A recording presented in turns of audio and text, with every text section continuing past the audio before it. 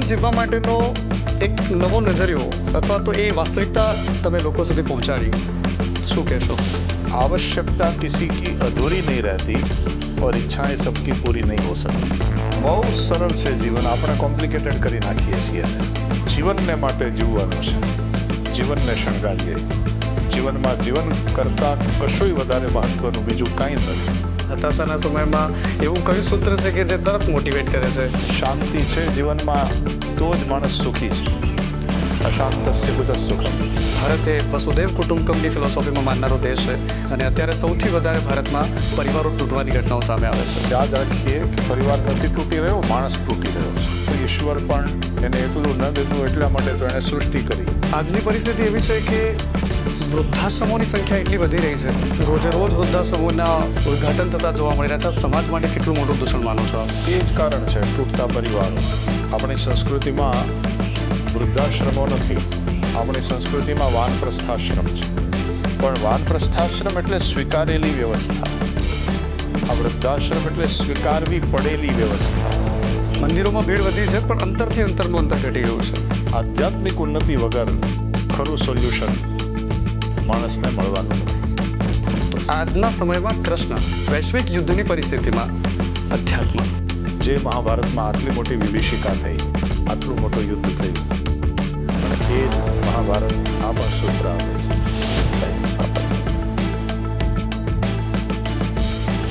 જીવવા માટે થઈને માણસની જરૂર પડવાની છે, અને એટલા માટે માણસને પ્રેમ કરતો થાય અને માણસ સાથે જોડી આપે, એ જ ધર્મ, અને એવા ધર્મની અત્યારે જરૂર છે।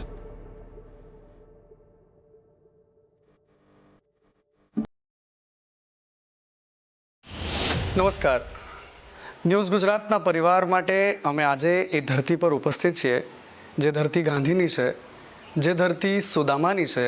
આ રજરજમાં સુદામા દોડ્યા છે અને એ જ સુદામાને યાદ કરો તો તમને એક બીજું કેરેક્ટર યાદ આવે, એ માર્ગદર્શક યાદ આવે, એક ગુરુ યાદ આવે, એક ભગવાન યાદ આવે, અને એનું નામ છે કૃષ્ણ। એ કૃષ્ણની ધરતી બિલકુલ બગલમાં અને બિલકુલ એની બાજુમાં એટલે કે સુદામાની આ ધરતી છે પોરબંદર। સમુદ્રની લહેરો વચ્ચે સનાતનની જ્યોત જલે છે અને જ્યોતની જેમણે જે જલાવવાનું કામ કર્યું છે, એ સનાતનની જ્યોત જલાવવાનું જેમણે કામ કર્યું છે, જેને દુનિયા ભાઈશ્રીના નામથી ઓળખે છે, એમની સાથે અમે ઉપસ્થિત છીએ। અમારા ન્યૂઝ ગુજરાતના પરિવાર માટે આજે ભાઈશ્રી સાથે થોડી ગુફ્તગુ કરીશું, થોડી વાતો કરીશું।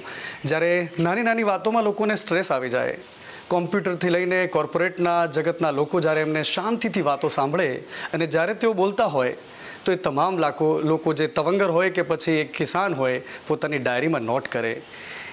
એમનું જીવન પ્રત્યેનું માર્ગદર્શન એક શિક્ષકને છાજે તેવું એક સમાજના શિક્ષક છે, સંત છે, કથાવાચક છે અને માર્ગદર્શક પણ છે। ભાઈશ્રી, આપનું ખૂબ ખૂબ સ્વાગત છે અમારી ન્યૂઝ ગુજરાત પરિવારમાં। ખૂબ ખૂબ પ્રસન્નતા તમને સાંદીપનીમાં અહીંયા રિસીવ કરીને। Thank you so much. અમે ખૂબ વિચાર્યું ભાઈશ્રી કે અમે શરૂઆત કોનાથી કરીએ, ન્યૂઝ ગુજરાત પરિવાર માટે અમે સૌથી પહેલો ઇન્ટરવ્યૂ કોનો કરીએ। ખૂબ વિચારો પછી એમને થયું કે આજના ભાગદોડ ભર્યા જીવનમાં એક એવા માર્ગદર્શકને મળીએ, એક એવા પથદર્શકને મળીએ કે જે યુવાનો માટે ખરેખર પથદર્શક છે। એમની વાતો આપની વાતો રેલમાં લોકો વધારે યુવાનો પણ કનેક્ટ કરે છે અને કોર્પોરેટની હસ્તીઓ પણ કનેક્ટ કરે છે। તો જીવન જીવવા માટેનો એક નવો નજરિયો અથવા તો એ વાસ્તવિકતા તમે લોકો સુધી પહોંચાડી, શું કહેશો? હું એક વસ્તુ કહેતો હોઉં છું કે જીવનમાં સૌથી વધારે અગત્યની કોઈ વસ્તુ હોય તો એ છે જીવન। ઘણીવાર જીવનની ઉપેક્ષા કરીને આપણે જીવનમાં બધું કરતા હોઈએ છીએ, એમાં જીવન એક બાજુ સાઈડમાં રહી જાય છે, જીવવાનું જ માણસ ભૂલાઈ જાય છે। પેલું કહે છે ને ગુજરાતીમાં કે ગાદલા બિછાવવામાં રાત તો વહી ગઈ, ઊંઘવાનું રહી ગયું ને સવાર થઈ ગઈ। વાહ! એટલે બહુ સરળ છે જીવન, આપણે કોમ્પ્લિકેટેડ કરી નાખીએ છીએ એને। મહાપુરુષોનું એક વાક્ય યાદ રાખવા જેવું છે कि आवश्यकता किसी की अधूरी नहीं रहती और इच्छाएं सबकी पूरी नहीं हो सकती। वाह! કુદરતે એવી વ્યવસ્થા કરી છે કે જીવન માટેની જે આવશ્યકતાઓ છે એ કુદરતે પોતે ઉપલબ્ધ કરાવી છે. આપણને ધારણ કરે છે ધરતી, આપણને અન્ન આપે છે ધરતી, વૃક્ષો છે, આપણને પવનની જરૂર છે, આપણને પ્રકાશની જરૂર છે, વરસાદ વરસે છે ને આપણને પાણી મળે છે. જીવવા માટે થઈને જે વસ્તુ જોઈએ એ બધી જ કુદરતે આપણને ઉપલબ્ધ કરાવી છે. પાણીને વેચીને પૈસા કરવાની વ્યવસ્થા તો માણસે ઊભી કરી છે. ધરતીના ટુકડા વેચીને કમાવાની વ્યવસ્થા તો આપણે મનુષ્યોએ ઊભી કરેલી છે. બાકી ઈશ્વરે ધરતી આપણને, જંગલના પ્રાણીઓને મળેલી જ છે એ ધરતી. એટલે આવશ્યકતાઓ કોઈની અધૂરી નથી રહેતી. જે પરમાત્માએ જીવન આપ્યું એ પરમાત્મા આપણને જીવવા માટેની આ બધી વસ્તુઓ પણ ઉપલબ્ધ કરાવે છે. પણ ઈચ્છાઓ અનંત છે અને બધાની ઈચ્છા પૂરી થતી નથી. એ ઈચ્છાઓને કારણે થઈને માણસ જે દોડતો રહે એને કારણે અશાંતિ અને સંઘર્ષ, ઘણીવાર એ બધું દ્વેષમાં પરિણમે, વેરઝેર વધે, અશાંતિ માણસના જીવનમાં આવે. ત્યારે આ શાસ્ત્રો છે, શ્રીમદ ભાગવત છે, રામાયણ છે, ભગવદ્ ગીતા જેવા ગ્રંથો છે, એ આપણને જીવવા માટેનો સંદેશ આપે છે, એની ચાવીઓ બતાવે છે. જીવન બહુ સરળ છે. આપણે આ ટ્રેપમાં ફસાઈ ન જઈએ એના માટેની આ બધી ચાવીઓ છે. એટલે ફરીથી રિપીટ કરું તો જીવનમાં મનુષ્યને માટે જીવન કરતાં અગત્યનું બીજું કંઈ ન હોવું જોઈએ. જીવનને જ કેન્દ્રમાં રાખી અને બધા ક્રિયાકલાપો કરવા જોઈએ. બહુ કોમ્પ્લિકેટેડ થઈ જાય છે જ્યારે માણસ હતાશ થાય, દુઃખી થાય અને બહુ જ ભાગમદોડવાળી જિંદગીમાં એને એમ લાગે છે કે બધું જ મેળવી લેવું છે. તો ભાઈ શ્રી, આપને શું લાગે છે કે આવા હતાશાના સમયમાં એવું કયું સૂત્ર છે કે જે તરત મોટિવેટ કરે છે યુવાનો માટે ખાસ? મહત્વાકાંક્ષા વગર આગળ નથી વધાતું એ પણ એટલી જ હકીકત છે વર્તમાન સમયમાં. બિલકુલ. પણ પોગી શકાય ત્યાં સુધીની રાખવી. ઓકે. મારે ચંદ્રમા ઉપર જઈને બંગલો બંધાવવો છે, આવી મહત્વાકાંક્ષા ના રખાય. આપણે આપણી સીમામાં રહીને અને મારી આવશ્યકતા છે આ, એને ધ્યાનમાં રાખીને માણસે મહત્વાકાંક્ષા રાખે ને ઈચ્છાઓ કરે અને એ મહત્વાકાંક્ષાને પૂર્ણ કરવા માટે થઈને પુરુષાર્થ પણ કરે. એ જરૂરી છે. જીવનમાં એક લક્ષ્ય તો હોવું જોઈએ, સામે એક ગોલ હોય તો એને કારણે માણસ સતત આગળ વધતો રહે. પણ એ પ્રેક્ટિકલ હોવી જોઈએ વાત. એ નક્કી થવું જોઈએ કે આની મને જરૂર છે અથવા તો સમાજને આનાથી લાભ છે, તો એવું જરૂર કરી શકાય. એ અનૈતિક ન હોય, ઈચ્છા હોય તે અમર્યાદિત ન હોય અને આવશ્યક હોય. આ રીતની જો ઈચ્છા હોય તો પછી એની પૂર્તિ માટે થઈને માણસ પ્રયાસ કરે, મહત્વાકાંક્ષાને સિદ્ધ કરવા માટે થઈને મહેનત કરે. એમાં કશું ખોટું નથી. એ તો ઉલટાનો પ્રગતિ તરફ જાય. પણ એક સમય તો એવો આવે જ, ભગવદ્ ગીતાના શ્લોકના આધારે કહું તો માણસ પછી એમ કહે કે મહારાજ બધું જ છે, શાંતિ નથી. શાંતિ નથી. ત્યારે ભગવદ્ ગીતાનો શ્લોક યાદ આવે, વિહાય કામાન્ય સર્વાન પુમાંશ્ચરતિ નિસ્પૃહ નિર્મમો નિરહંકાર સશાંતિમ અધિગચ્છતિ.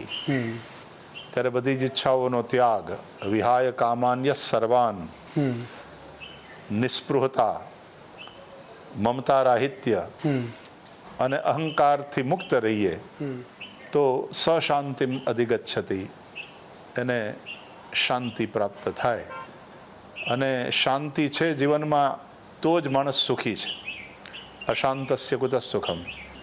નહીં તો પહેલાં ઝૂંપડામાં રહીને રડતા હતા, પછી 2 રૂમના છાપરાવાળા મકાનમાં રહીને રડવાનું થાય, અને બહુ પૈસા થાય તો મોટા મહેલમાં રહીને રડવાનું થાય. પણ રડવાનું બંધ થતું નથી થતું. એટલે સુખ છે પૈસાને જ આધીન છે એવું નથી. સગવડ જરૂર પૈસાને આધીન છે, પણ સુખ પૈસાને આધીન નથી.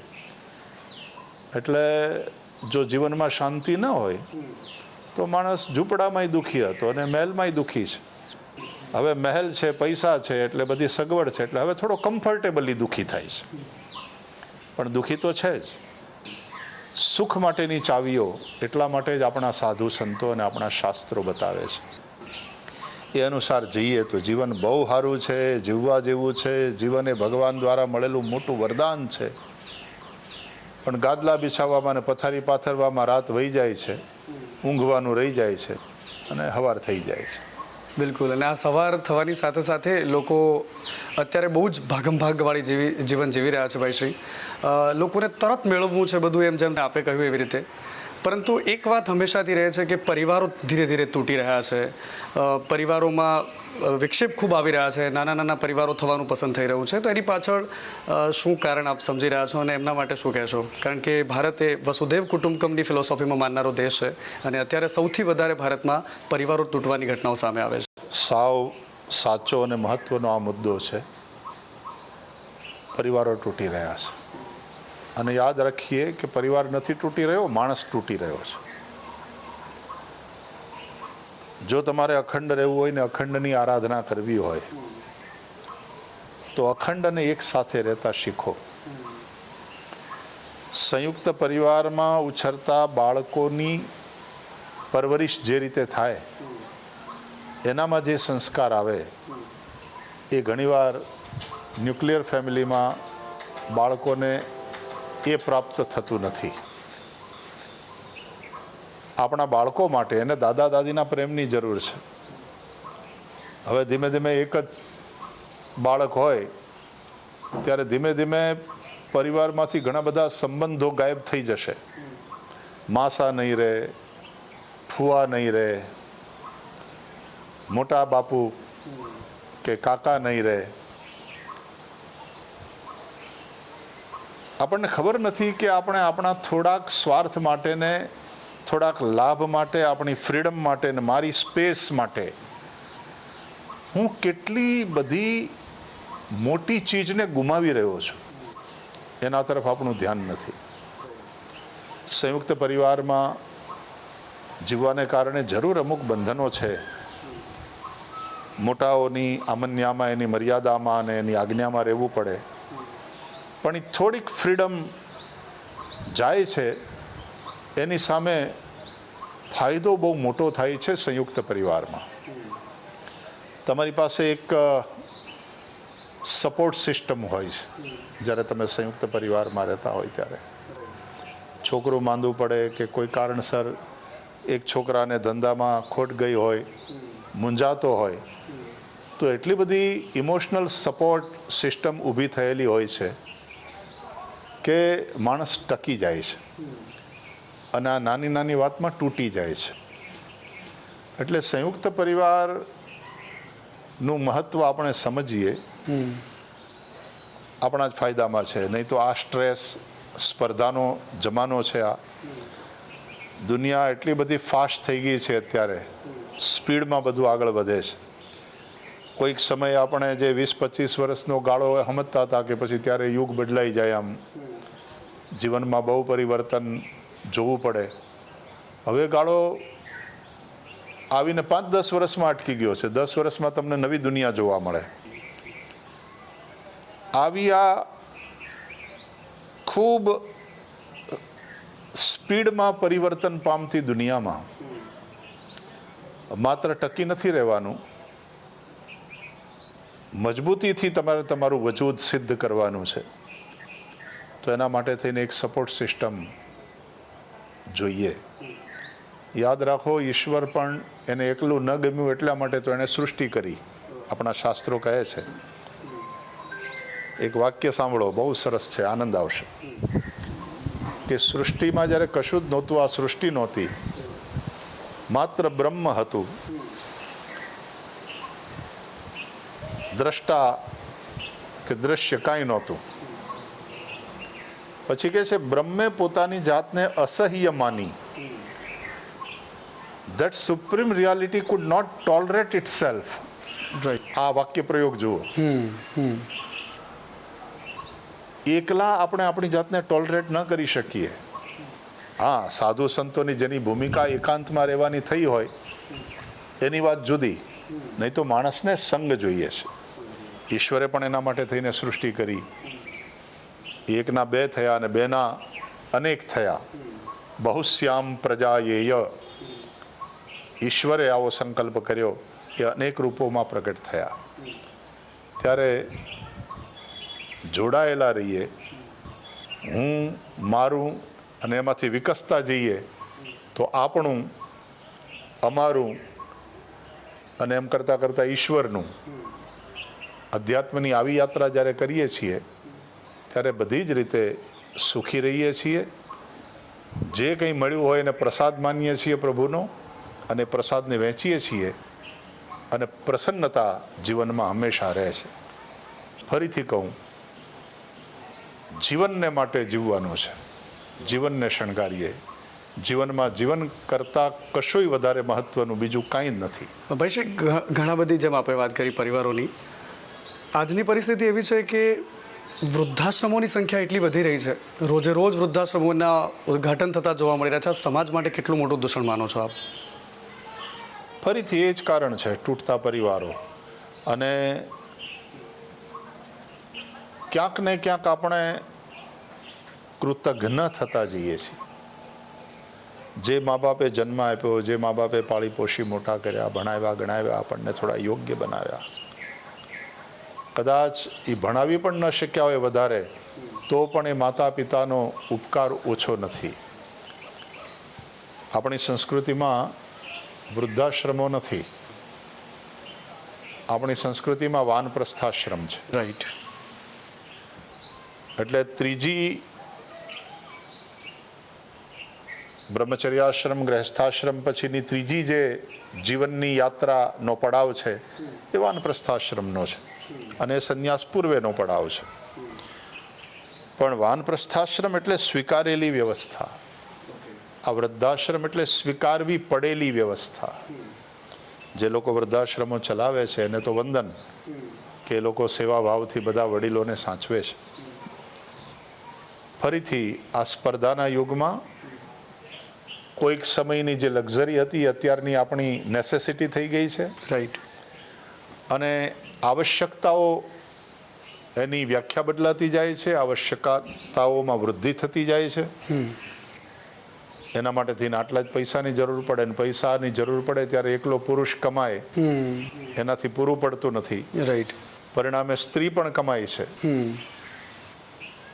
બધા જ કમાતા હોય ત્યારે ઘણીવાર બાળકો માટે સમય નથી. બાળકોની ઉપેક્ષા થાય છે. એવું પણ થવા માંડ્યું છે કે બાળકોની જવાબદારીમાંથી પણ મુક્ત રહેવા માગે છે કેટલાક દંપતીઓ.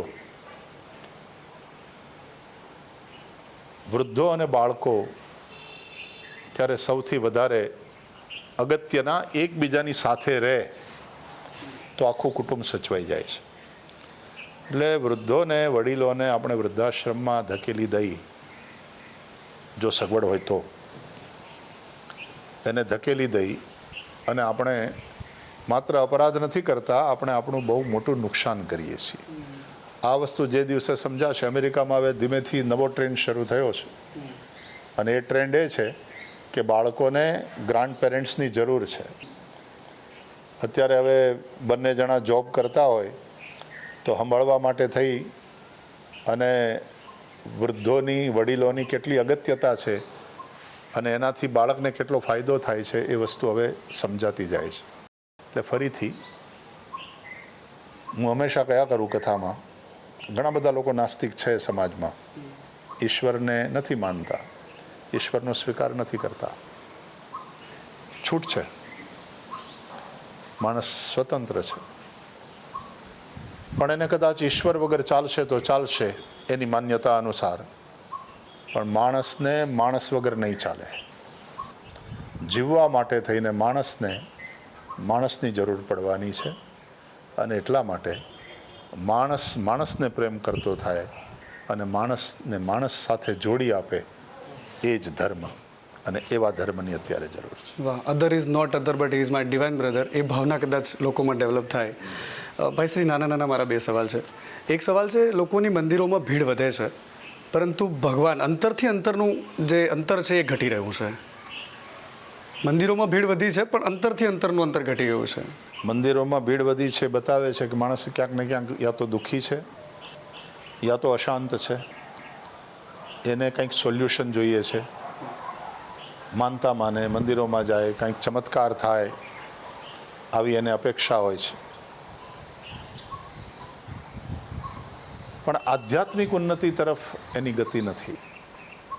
મંદિરોમાં ભીડ એ અલગ વસ્તુ છે, પણ જ્યારે આધ્યાત્મિક ઉન્નતિના માર્ગે માણસ હોય ત્યારે એની અંદર અંદરથી જે બદલાવ આવે અને એને કારણે એનું જે જીવન બને એ પ્રસાદની વાત છે, એ પ્રભુની સાચી કૃપાની વાત છે.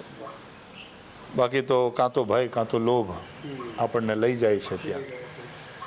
એટલે સકામ ભક્તિ હોય એમાં કશું ખોટું નથી. આપણે આપણા બાપને નહીં કહીએ તો કોને કહીશું? બાપની પાસે નહીં માગીએ તો કોની પાસે માગીએ? પણ જે બાપે મારી ઈચ્છા પૂરી કરી એના માટે મને પ્રેમ થયો કે નહીં, હું એના પ્રત્યે કૃતજ્ઞ છું કે નહીં, એ વાતનું વિશેષ મહત્વ છે. અને એ કૃતજ્ઞતામાંથી ધીમે ધીમે આધ્યાત્મિકતાનો વિકાસ થાય, આધ્યાત્મિક ઉન્નતિ તરફ માણસ જાય. એટલે આધ્યાત્મિક ઉન્નતિ વગર ખરું સોલ્યુશન માણસને મળવાનું નથી. બિલકુલ. લાસ્ટ અને એક અંતિમ સવાલ છે. દુનિયા આખી આજે જ્યારે યુદ્ધના કગાર પર ઊભી છે અને બધાની પાસે જબરદસ્ત શસ્ત્રોનો ભંડાર છે, પરંતુ ફરી એ બાપુનો મેસેજ અહિંસા, એની ઇર્દ ગિર્દ યુદ્ધો પણ ફરી રહ્યા છે. તો વર્તમાન સમયમાં જે આખી દુનિયામાં પરિસ્થિતિ ઊભી થઈ છે એમાં અધ્યાત્મ અને કૃષ્ણ, ખાસ કરીને આપ જેટલા કૃષ્ણને જાણ્યા છે, આપ જ્યારે શ્રીમદ ભાગવત કહો છો ત્યારે લોકો આમ શાંતિથી કલાકો સુધી બેસીને આપને સાંભળે છે. તો આજના સમયમાં કૃષ્ણ અને વૈશ્વિક યુદ્ધની પરિસ્થિતિમાં અધ્યાત્મ, એને ક્યાં જુઓ છો? યુદ્ધ તો કૃષ્ણે પણ કરાવ્યું, યુદ્ધ રામે પણ કર્યું, પણ એ યુદ્ધ કેવા હતા કે પેશન્ટને જોયા પછી ડૉક્ટર નક્કી કરે કે ઓપરેશન અનિવાર્ય છે આને બચાવવા માટે. એટલે સમગ્ર સમાજને અને સમાજના મૂલ્યોની રક્ષા માટે થઈને ક્યારેક એ યુદ્ધ કરવા પડે અથવા તો અનિવાર્ય થઈ જાય, એક અલગ બાબત છે. પણ સમાજ કે વિશ્વના રાષ્ટ્રો એ જે યુદ્ધ કરે છે એની પછવાડે કયો ભાવ છે, આ મહત્વની વાત. જ્યારે આપણે સમગ્ર વિશ્વને ભારતની સંસ્કૃતિ અનુસાર એક પરિવારના રૂપમાં જોતા હોઈએ, ઉદાર ચરિતા નામ તુ વસુધૈવ કુટુંબકમ, આ ભાવનાથી, ત્યારે આપણા ઋષિઓની તો વાત એ છે કે કુટુંબનું ભલું થતું હોય તો વ્યક્તિએ પોતાનો સ્વાર્થ છોડવો, એ કુટુંબની વ્યક્તિએ. ગામનું ભલું થતું હોય તો એક પરિવારે પોતાનો સ્વાર્થ છોડવો. સોન કે ભાઈ જિલ્લાનું ભલું થતું હોય તો કોઈ ગામે અથવા તો તાલુકાએ પોતાનો સ્વાર્થ, અને દેશનું ભલું થતું હોય તો રાજ્યએ પોતાનો સ્વાર્થ, અને વિશ્વનું જો ભલું થતું હોય તો કોઈ રાષ્ટ્રે પોતાનો સ્વાર્થ છોડવો જોઈએ. આનું નામ જ આધ્યાત્મિક ઉન્નતિ કહેવાય. તો એ જે વિશાળતા અને એ વ્યાપકતા આવે તો જ એ બુદ્ધોની ધરતી બને. પણ એ વિચારની ઉદારતા, દ્રષ્ટિની વ્યાપકતા જો નહીં હોય અને સ્વાર્થ જ હશે, પછી વ્યક્તિનો હોય, પરિવારનો હોય, સમાજ કે જ્ઞાતિનો હોય, રાષ્ટ્રનો હોય, ત્યારે ત્યાં સંઘર્ષ એ સ્વાભાવિક રીતે રહેવાનો, અને એ સંઘર્ષ એ વિનાશ તરફ લઈ જાય. હું જૂનું બિલ્ડિંગ પાડી નાખું પણ એટલા માટે કે મારે ત્યાં નવું ઊભું કરવું છે તો બરાબર છે. ક્રાંતિ ત્યારે જૂની વ્યવસ્થા પ્રત્યેનો વિદ્રોહ એ જ માત્ર ક્રાંતિ નથી. ક્રાંતિ એ છે કે નવી વ્યવસ્થા માટે થઈને એની પરિકલ્પના પહેલાં મારા મગજમાં છે, ભૂલડિયાઓમાં અને ક્રાંતિકારીઓમાં બહુ ફરક હોય છે. વિનાશ તો માણસ કરી શકે. આવી એક દ્રષ્ટિ સાથે જ્યારે સમાજના લીડર્સ હોય, રાષ્ટ્રના હોય અધ્યક્ષો, એ આગળ વધે વિશ્વ કલ્યાણની જ ભાવનાથી, તો યુદ્ધનો સામનો ઓછો કરવો પડે. બાકી સમય સમયનું કામ કરે છે. काल भी भगवान का ही स्वरूप है. कालोस्मि लोक क्षयकृत प्रवृद्ध, गीता में भी भगवान ने कहा है. ઘણી વાર આપણે ગુજરાતીમાં કહેવત છે કે વાર્યા ન વળે હાર્યા વળે. बुद्धों और प्रबुद्धों की बातों को नहीं सुनेंगे और यही करेंगे तो विनाश के बाद फिर आदमी देखो શાંતિ 24 કલાક હોઈ શકે, અશાંતિથી તમે થાકવાના જ. 24 કલાક શાંત રહેવું શક્ય છે, 24 કલાક ક્રોધમાં રહેવું શક્ય નથી. ગમે તેવો ક્રોધી માણસ પણ ક્યાંક શાંત હોય છે, ગમે તેવો હિંસક પણ ક્યાંક અહિંસક હોય છે. રાઈટ. જંગલના હિંસક પશુઓ પણ પોતાના બચ્ચાઓ માટે અહિંસક હોય છે. એટલે અંતે તો મહત્વ અહિંસાનું છે, અંતે મહત્વ શાંતિનું જ છે. એના વગર તો બીજો કોઈ ચારો નથી. તો અહિંસા પરમો ધર્મ એ મહાભારતનું વાક્ય છે. જે મહાભારતમાં આટલી મોટી વિભીષિકા થઈ, આટલું મોટું યુદ્ધ થયું, અને એ જ મહાભારત આ પણ સૂત્ર આપે છે, અહિંસા પરમો ધર્મ. એટલે ભગવાન શ્રી કૃષ્ણની આ ગીતા અને શ્રી કૃષ્ણની દ્રષ્ટિ કે યુદ્ધ પહેલાં તો અનિવાર્ય બને તો જ કરવાનું, અને કરવાનું છે તો એની દ્રષ્ટિ વિશાળ પરિપ્રેક્ષ્યમાં. પાંડવોએ એના રાજ માટે થઈને ખાલી યુદ્ધ નથી કર્યું. તો અર્જુને પહેલેથી કહી દીધું હતું કે ભાઈ ત્રિલોકીનું રાજ્ય મળે તોય મારે નથી જોઈતું, તો આ બધાને હસ્તિનાપુરની ગાદી માટે હું કામ મારું. એટલે ભગવાને એ જ કીધું, તારે હસ્તિનાપુરની ગાદી માટે લડવાનું હોય તો બંધ કર. આ વાત હસ્તિનાપુરની રાજગાદી માટેની નથી, સ્વાર્થ માટેની, આ ધર્મ માટેની વાત છે, આ મૂલ્યો માટેની વાત છે. અન્યાયની સામે તમારે સંઘર્ષ કરવાનો છે. કારણ કે અન્યાય કરનારો તો ખોટું કરે જ છે. અન્યાયને ચૂપચાપ સહન કરી લો તમારા જેવા ક્ષત્રિયો, તો એ અધર્મ છે. એનાથી તો અન્યાય કરનારાને જ પ્રશ્રય મળશે. એટલે એ ટાઈપના યુદ્ધ મેં કહ્યું ને કે જ્યારે ડૉક્ટરને એમ લાગે કે ઓપરેશન અનિવાર્ય છે આને બચાવવા માટે, નહીં તો આ પેશન્ટ નહીં બચે, તો એ સમયના યુદ્ધ અલગ વસ્તુ થઈ ગઈ, અને મારા સ્વાર્થ માટે થઈને હું સંઘર્ષ કરું એ અલગ વસ્તુ થઈ ગઈ. એટલે ભગવાન શ્રી કૃષ્ણની આ દ્રષ્ટિને ધ્યાનમાં રાખવી પડે. એટલે યુદ્ધથી ભાગવાથી કંઈ નહીં થાય. પણ કયું યુદ્ધ, શા માટે યુદ્ધ, કયા કારણે, ત્યારે અર્જુનને ભાગતો અટકાવ્યો શ્રી કૃષ્ણ. કહ્યું યુદ્ધાય કૃત નિશ્ચય, યુદ્ધ માટે તૈયાર થાય. તો એ વાલી વાત, કારણ વગરનો પોતાના પૈસા માટે ડૉક્ટર વાટકાપ કરે છે કે પેશન્ટને બચાવવા માટે વાટકાપ કરે છે, આટલો ફરક છે. તો ભાઈશ્રી આપણને જે સમય આપ્યો અને આખી જે વાતનો સારાંશ છે, જે પૂજ્ય પાંડુરંગ શાસ્ત્રીના એ શબ્દોમાં કહીએ તો કે મને તું મારામાં દેખાય, મંદિર કહેવાનું મન થાય, એવું હૃદય બનાવું મારું, અને એવો જ સમાજ બનાવવાનું જેમણે કામ કર્યું છે. એવા ભાઈશ્રીનો ખૂબ ખૂબ આભાર. ભાઈશ્રી આપ અમારી સાથે જોડાયા, તમારી અમૃતવાણી રાખી એ બદલ આપનો ખૂબ ખૂબ આભાર. Thank you so much.